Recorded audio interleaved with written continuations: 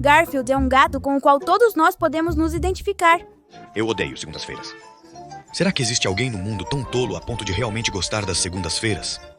E não porque gostamos de lasanha, mas porque é especialmente feito para nos fazer sentir parte dele. Dorme, come, dorme, come, dorme, come, dorme, come, dorme. E é que Garfield tem uma grande história por trás. Na verdade, este personagem e franquia tem muitas curiosidades, dados e vários eventos que muitos de nós não conhecemos. É por isso que hoje, amigos, vamos ver a história e evolução deste gatinho laranja. Porque com certeza você não tem ideia de quem era o dono original do Garfield, muito antes do John. Jim Davis, um rapaz que acabara de sair da universidade, foi trabalhar com um bem-sucedido desenhista, Tom K. Ryan, que tinha sua própria tira de quadrinhos de muito sucesso, desde 1965, de nome Tumbleweeds, onde faziam piada da vida na fronteira americana. Trabalhar com este desenhista serviu para Davis se inspirar e ter a ideia de criar sua própria tira de quadrinhos, a qual nomeou Norm Nut, um jogo de palavras que se traduz como o mosquito Norm. Nesta primeira ideia, contava as aventuras de um grupo de insetos vivendo uma vida cotidiana. Quando terminou sua tira de quadrinhos, enviou para centenas de jornais e editoras, mas todos a rejeitaram sem exceção. Apenas um editor acompanhou a rejeição com um conselho, dizendo-lhe que suas histórias eram incríveis e suas piadas eram muito legais, mas que ninguém poderia se identificar com um inseto. Então Davis, em vez de se incomodar, aceitou o conselho e deu uma olhada nos jornais mais populares para ter uma ideia das tirinhas que estavam sendo publicadas neles. Foi assim que ele percebeu que os protagonistas daquelas tirinhas eram principalmente cachorros, mas nenhum tinha adicionado um gato. Então ele lembrou que em sua infância viveu cercado por muitos gatos e tirou proveito dessa experiência, começando a fazer alguns rabiscos. E deste primeiro experimento foi onde nasceu o personagem Garfield. Este primeiro design de Garfield era completamente diferente do que conhecemos, já que se tratava de um gato super gordo e preguiçoso que não se importava com nada mais além de comer e dormir.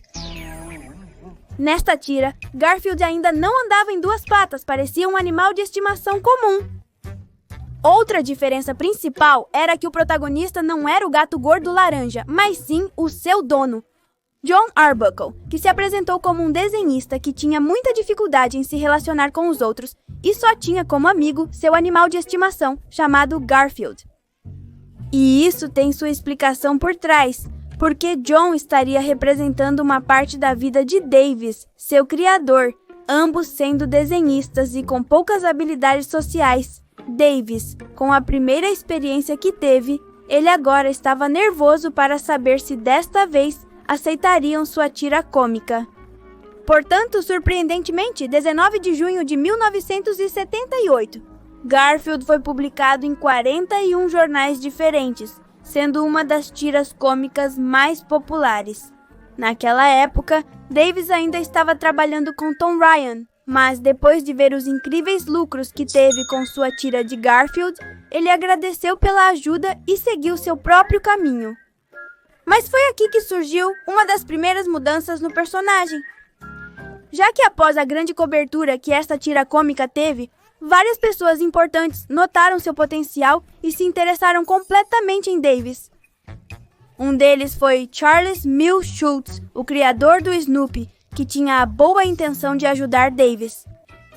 O que surpreendeu muitos foi que Charles foi diretamente ao estúdio de Davis para dar o conselho de que Garfield, em vez de andar em 4 patas, agora andasse em 2.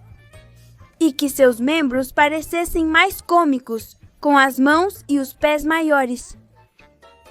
Além disso, vários dos jornais onde a tira foi publicada disseram que, em vez de a história se concentrar em John, ela deveria focar mais no gato.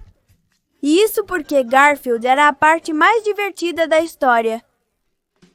Todos esses conselhos ajudaram Davis a fazer com que mais leitores se identificassem com Garfield, tornando suas tirinhas cada vez mais bem-sucedidas. Mas claro, nem todos estavam felizes com este gatinho fofo, já que 3 meses depois de tal sucesso, um dos jornais mais importantes que haviam apostado em colocar as tirinhas do Garfield, o Chicago Sun-Times, decidiu retirar essas tirinhas de seu jornal. Com isso, todo o projeto de Davis foi completamente afetado. Mas, para a sorte de todos, milhares de leitores decidiram enviar cartas e ligações com reclamações ao jornal pedindo que Garfield retornasse.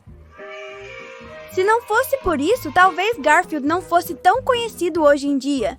Em comparação com seu primeiro design, em 1979, Garfield tornou-se mais compacto e mais definido em comparação com o primeiro design, o qual muitos chamaram de gato monstro. Além disso, ele parou de olhar com seus olhinhos viscosos. Esta mudança, segundo Davis, permitiu que Garfield pudesse empurrar Odie para fora da mesa ou alcançar um pedaço de bolo.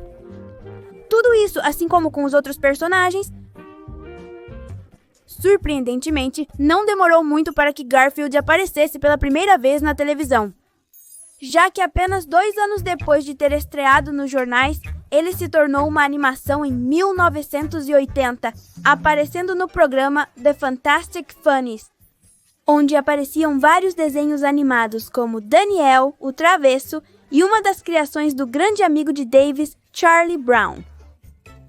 Cada vez mais, Garfield se tornava um sucesso completo, e com seu novo design, ele ia tomando a forma que todos conhecemos hoje em dia.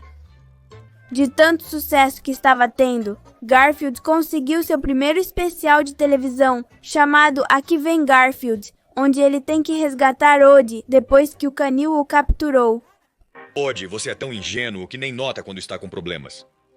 E isso continuou subindo cada vez mais, já que, surpreendentemente, em 1985, estreou outro especial de Garfield, chamado Garfield na Cidade, o qual ganhou um prêmio Emmy para Jim Davis. E tudo isso continuou até 1987, com o especial de Um Natal de Garfield.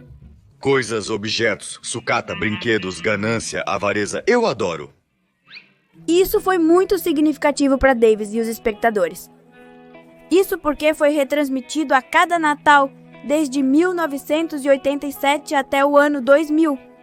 E isso porque Davis escreveu o roteiro e o descreveu como uma autobiografia, já que Garfield passa o Natal em família com John e Odie, em uma fazenda.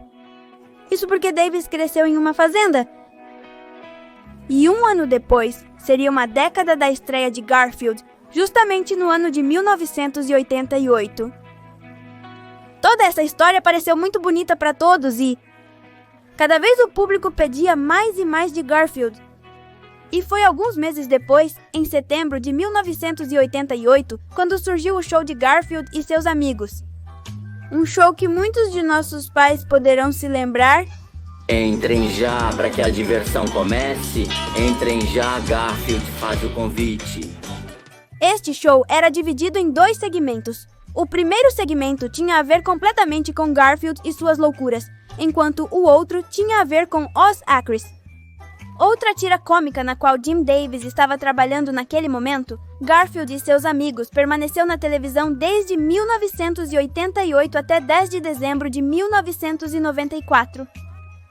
Este show, junto com as tiras cômicas, fez com que Garfield se tornasse um fenômeno mundial, tendo lucros anuais de 750 milhões a $1 bilhão em mercadorias.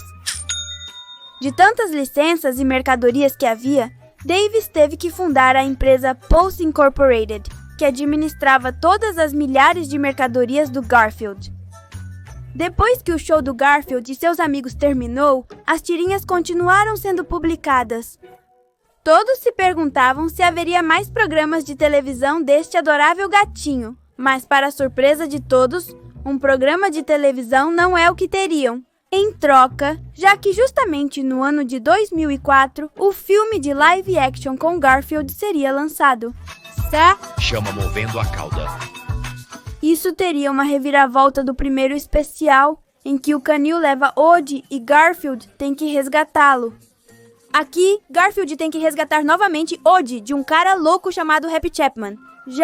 Chegou a sua hora, Ravi. Com um orçamento de 50 milhões de dólares, este filme conseguiu arrecadar 200 milhões de dólares.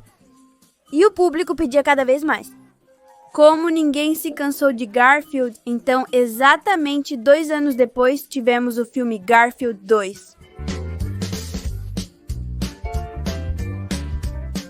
Esta não teve tanto sucesso quanto a primeira, já que com um orçamento de 60 milhões, arrecadou apenas 143 milhões de dólares.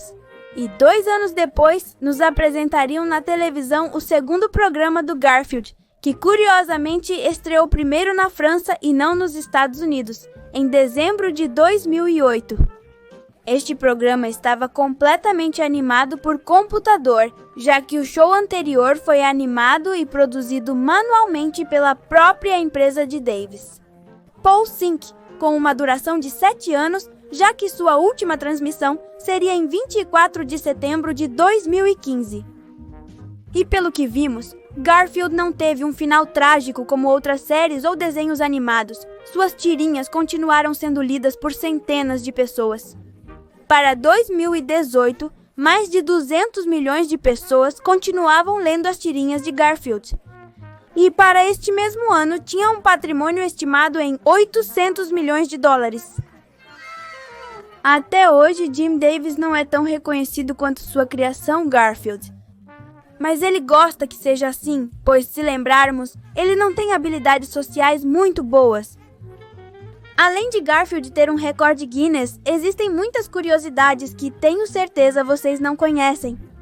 Então fiquem atentos ao nosso próximo vídeo com todos esses dados e curiosidades que vocês não sabiam sobre Garfield. Como, por exemplo, vocês sabiam que Garfield é imortal? Sério? Ele não pode morrer?